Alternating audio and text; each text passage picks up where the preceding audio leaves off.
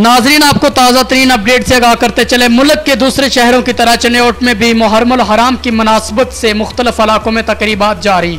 मज़ीद तफसीलात से आगाह कर रहे हैं हमारे नुमाइंदे मलिक मोहम्मद नवाज़। जी मलिक मोहम्मद नवाज़, तफसीलात से आगाह कीजिएगा।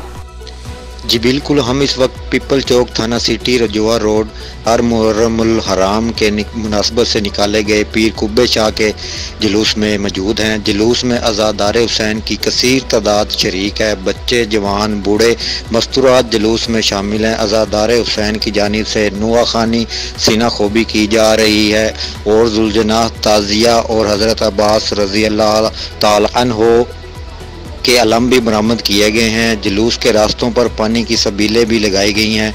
अगर बात की जाए सिक्योरिटी की, तो जुलूस के दाखिली और खारजी रास्तों पर सख्त चेकिंग के बाद शुरा को जुलूस में शामिल होने दिया जा रहा है। सिक्योरिटी में Punjab police, elite force, civil defence, rescue एहलकार और ISO के जवान शामिल हैं।